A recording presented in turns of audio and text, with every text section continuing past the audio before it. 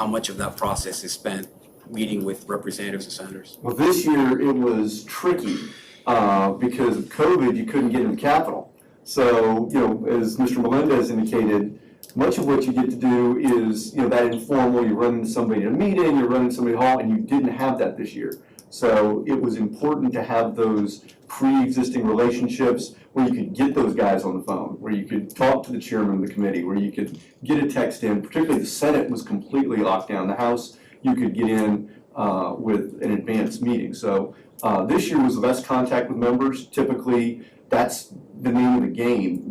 It is a member-driven process. And I would say even this year with COVID, I would say during session, there's rarely a day that goes by that I'm not talking to at least one member of our delegation. And usually depends on if there's an issue that's relevant to a chairman that's worth addressing with them. Do you keep track of your bill numbers and so on? I keep track of the priorities that this board gives me. So you gave me 3 priorities plus the claims bill issue, which wasn't on our list, but we talked about it thing. And so that was what I track.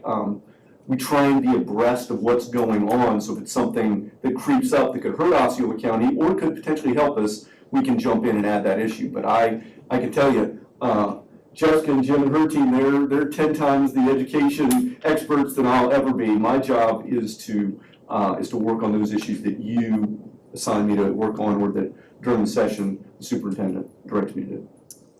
We have not been getting the same level of reporting from you that we have from the other people, from the other partners. But most important to me is that last 2 out of 3 years you weren't registered to lobby with the House, last year specifically. Can you explain that? I don't know if that's true, but I have to look it up. I mean, I was looking while we were going through the presentation, I was looking through the list and it doesn't have you registered. I'd have to look it up. I don't know if that's true. I mean, to me, that's a pretty big deal, right? I don't know if that's true. I'd have to look it up. You don't know whether you registered or not? I don't know that. I believe I registered, but I'll look it up. I mean, that's part of Jessica, Jessica, are you ask the registered question to over and lobby? over. That's my answer. Jessica, are you registered to lobby? Yes. Is that something that you do every year? Yes. Yeah. Mr. Bruce, are you? Yes. And that you do that every year, right? I'm sorry, I'm having a hard time hearing you back there. There's no question that you guys are registered to lobby, is there, Jessica, Bruce? Mr. No, Bruce? what, sir? I'm sorry. There's no question that you're registered to lobby the House. Oh, no question. Absolutely.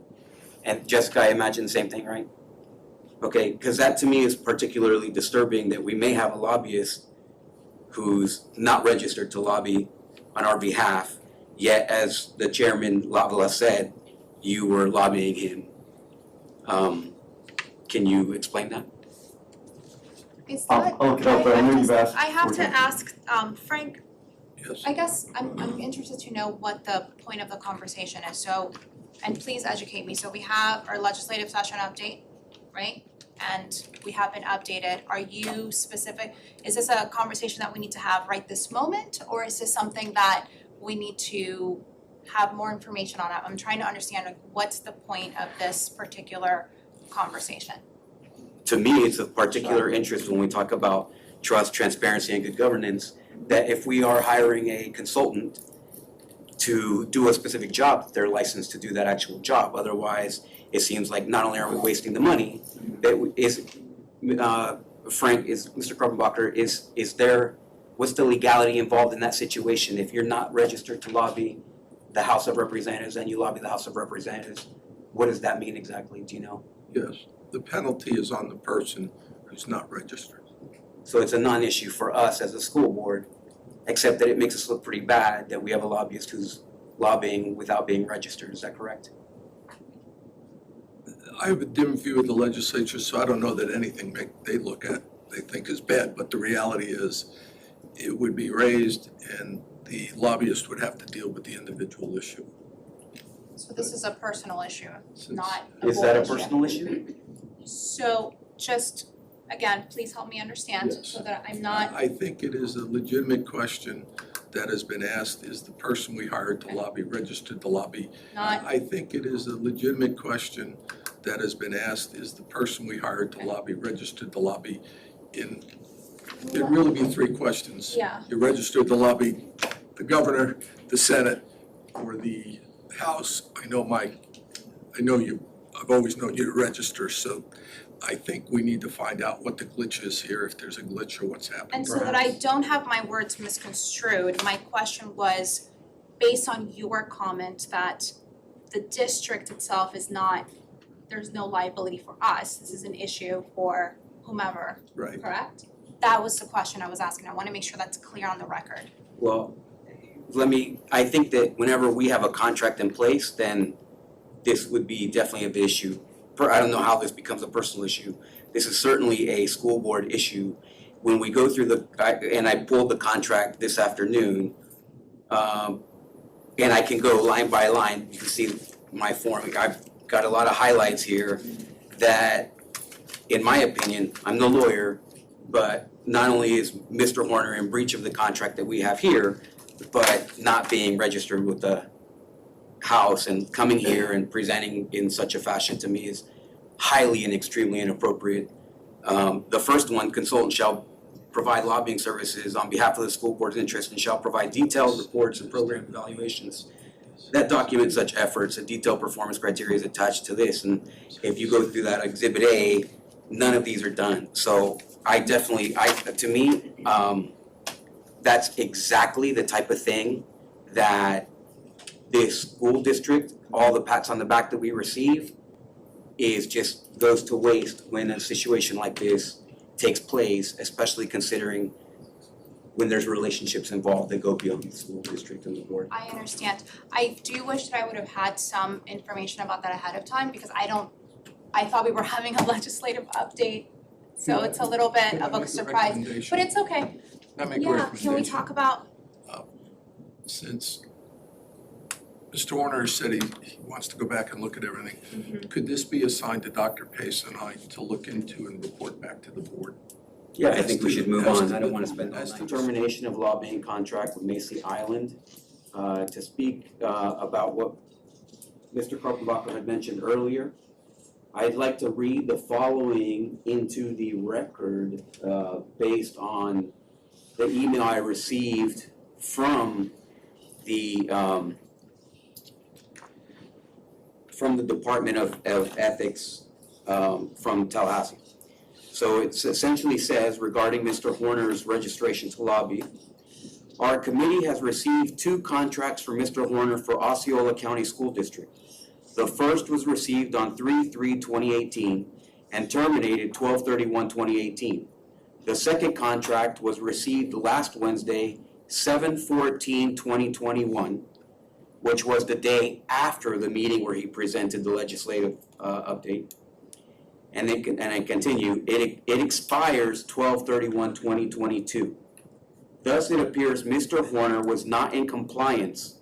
I repeat, thus it appears that Mr. Horner was not in compliance with the House rule requiring disclosure of public entity contracts for the years 2019, 2020, and the first half of 2021, which is after session took place. Compliance is a House condition for lobbying. Therefore, it appears that he was not authorized to lobby the House during that period. I'll repeat that again. Compliance is a House condition for lobbying, and therefore it appears that he was not authorized to lobby the House during that period. The email continues. The House did receive issued disclosures from Mr. Horner for the 2021 session required under another House rule. However, he only listed the General Appropriation Act bill numbers. By the way, that was the day after he came before the board. The email continues. The rule, however, requires greater specificity because the school district does not have an interest in every budget line item. It does not appear that Mr. Horner disclosed any issues on behalf of the school district. Thus, it also appears that he was deficient in his issue disclosures for the past 2 years. As with the contract disclosure rule, compliance with the issue disclosure requirements is a condition to lobbying the House. We include this information to fully respond to your inquiry and to assist Mr. Horner to more fully comply with the requirements of House rules in coming sessions. The email goes on to say that many lobbyists don't do it and so on and so forth. However, I was not looking for an opinion on whether that was okay or not. The fact is, with me, it is not okay. It is a legal matter. Was he authorized to lobby the House? No. Was he completely disclosing the documents that he was required to disclose according to the House rules? No. So my question is, why would we keep him? Why would we allow a lobbyist to do a job that he's not properly disclosing his contracts for? And we're not the only agency. We're not the only government body. So apparently skirting the rules, again, when we talk about trust, transparency, and good governance, and we allow someone to skirt the rules, okay, that is a problem. And it's a problem that we need to address. So we're looking at trying to give teachers, coming up with $1.4 million to give teacher another planning day. Well, here's $60,000 that we're just throwing into the trash because he's buddy-buddy with some of the people in our community. To me, that's unacceptable. This is a simple legal issue. He was not able to do the job that we have contracted him to do. Yet, he did it. And through many occasions throughout the county, I heard various people say that he was doing this work. So he must have been doing it in an unauthorized manner. I don't care what the House does to him. It's not my business. What matters to me is that the school board begin to improve its processes, its transparency, and its good governance. And if we allow Mr. Horner to do this because he's friends with people here at the district, then shame on us. This is, it's mind-boggling that, first of all, that Mr. Horner would have such little respect for the district that he would go and disclose properly. And secondly, that we would continue to tolerate that. And it shows that when you're friends, you get stuff done, and when you're not friends, then you get hosed at the school district. If that's the official policy of the school district, I think it's very interesting for the public to know in a manner such as this, where we're gonna vote right now, because I motion to terminate the lobbying contract with Macy Island. Yeah, I'm glad that you mentioned something about the contract, Julius, because I also read through his contract, and whether or not he's technically in breach of his contract is a question for Mr. Kruppenbacher. However, I will state that I also made a public records request for all of Mr. Horner's contacts with the school district for the previous 12 months. I think it's interesting to mention, there were 246 emails exchanged where Mr. Horner was included. Of those 246 emails, only a handful Mr. Horner was actually involved in. All the rest, he was only CC'd. So for $60,000 a year, it's essentially about $10,000 per email that Mr. Horner was sending to this district. And many of those emails had really nothing but planning or so on. Anyone in the public will know, and I'll share, I mean, I can share those, you'll see for yourself. I think that it's amazing to think that we're paying, $60,000 and there's not even any traffic. There's no reporting, there's nothing. There's like 20 different responsibilities according to his contract, and yet I couldn't really make a realistic, I certainly could not convict him of being the lobbyist for Osceola County. So I think that that's just we know what this is. It's the absolute height of cronyism and